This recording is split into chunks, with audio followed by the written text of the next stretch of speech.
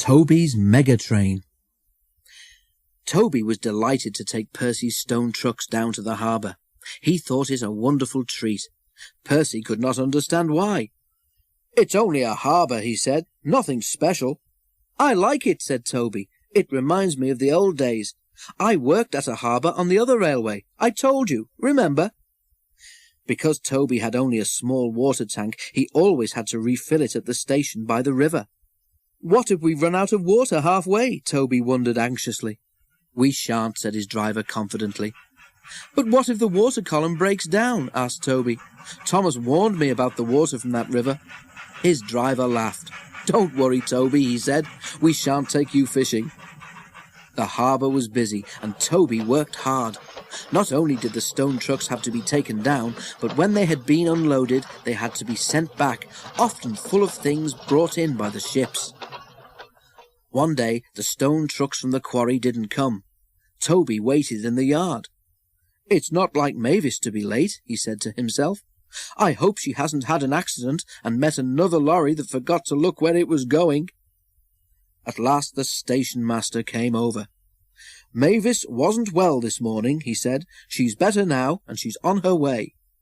And indeed, it was not long before, with a cheerful toot, Mavis rumbled into the yard. Toby wasted no time in setting off himself. At the harbour, Toby found so many trucks waiting to go back that there was hardly room for what he had brought. "Phew," whistled the driver. 48 trucks, and not all empty either. Some Megatrain. 2 journeys, really, but we haven't time today. We could leave some and make 2 trips tomorrow." "Can't we take them all now?" asked Toby. The guard scratched his head, and Toby's crew looked doubtful. "We shall be all right," urged Toby, and so they agreed. But Toby had forgotten his small water tank. He had also forgotten that the journey was all uphill. He had to work hard and use so much steam that by the time they reached the station by the river, he had very little water left. His fireman put in the water pipe and turned the tap. Nothing happened. "Oh dear," groaned Toby. "Now what?" "You could make it on your own," said his driver, "but not pulling this load." Then he winked at the fireman. "Well," the driver went on, "I do know somewhere." "Is it far?" asked Toby. The driver laughed. "Not really," he said, and went to see the signalman, who told him where to leave the trucks. Toby pushed them carefully into a siding. Then he was uncoupled, and they set off up the line.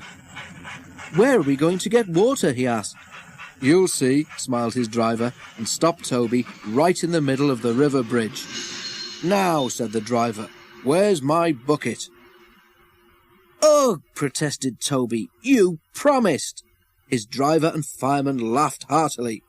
"We're only pulling your wheels, Toby," they said at last. "We'll go to the top station for water, then come back for the trucks."